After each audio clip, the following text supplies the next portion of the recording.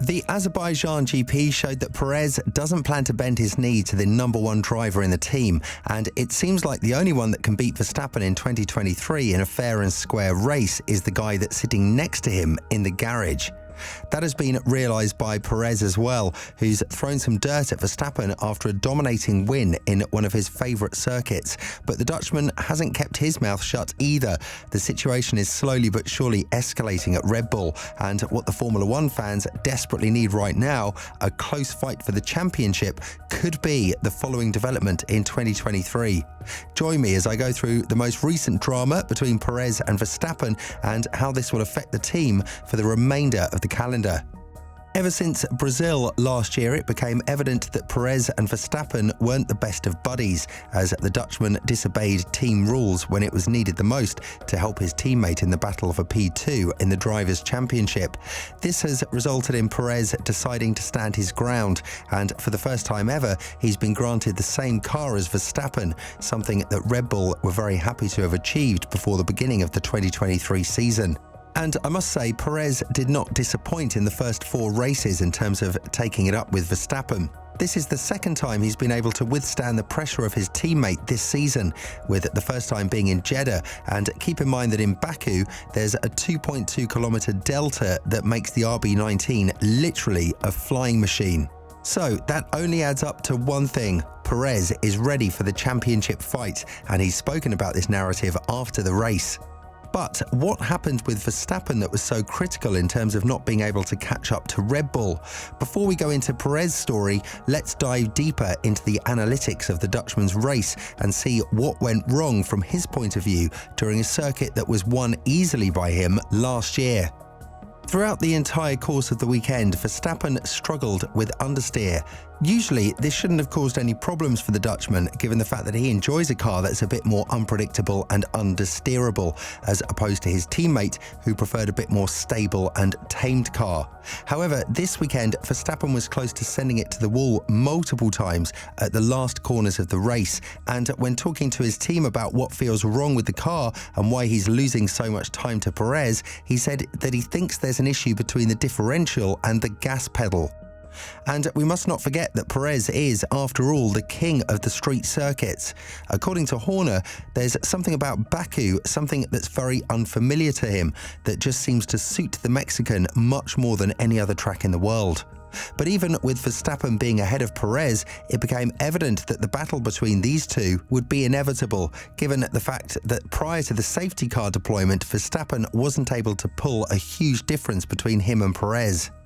Even though I'm very happy that the championship battle might happen between the two drivers of Red Bull, I must stay realistic and say that Perez got a lot of help from the safety car. I do think even without the safety car though, the battle between him and Verstappen would have been close, but not maybe as dominant as it was with Verstappen's race being ruined by the strategy of his own team. Either way, I'm very happy that Perez has finally stood up for himself and that he's shown he can be an equally good choice for the #1 driver in the team. And I'd like to read what you think on this matter in the comments below. And when talking about the outcome of the race, Perez has been very disappointed about not being the leader of the championship, with Melbourne having the biggest impact of this current scenario. The Mexican driver was asked whether the championship battle between him and Verstappen is alive, and his response was golden, as he went on to add, "Certainly, I should be leading the championship if there were no problems in Melbourne. We are definitely in a championship battle." Now, what does this mean for the team? One thing is for sure, Perez won't back down and won't move out of the way, even if it means racing at the hardest limits imaginable to an F1 driver. If you don't know how hard Perez can defend, just look at the highlights between him and Hamilton in 2021, especially in Turkey and Abu Dhabi.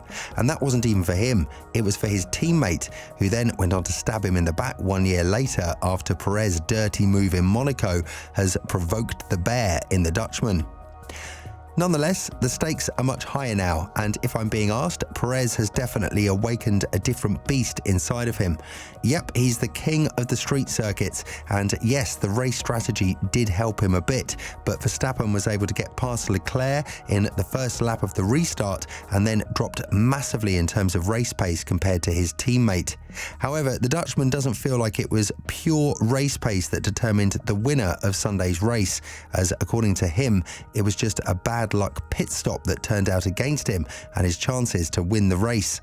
While we were stripped of seeing a proper DRS fight between Perez and Verstappen, we do know one thing: the RB19 would have been unstoppable under these circumstances.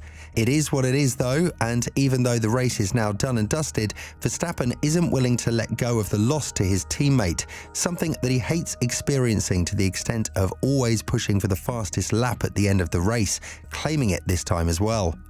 That's why the Dutchman is now planning to ask the team to review the pit stop call that cost him the lead and eventually the race win, assuming that he wouldn't have gotten past Perez, as he would have likely applied the hard racing tactic. This is something that Verstappen has drawn a lot of hate for in the incident with Russell, and although the Briton wasn't ahead and didn't have the right to push him so laterally, Verstappen has been doing these kinds of things for the entirety of his Red Bull career and has put it all in the spirit of hard racing. Nonetheless, Verstappen won't let go of De Vries' aftermath, and when talking about this, he went on to say, "I saw there was a car stopped. I thought he maybe just locked up. In hindsight, I mean, I can't see that, but it's something to review. I mean, clearly you could see there was one wheel damaged, and it looked like he was not going to drive that anyway back to the pits, even if he would have reversed. So something to look at, because of course that then did hurt my race after that." What does this mean for Red Bull? Knives are out, that's for certain, and this time they won't go down with talks.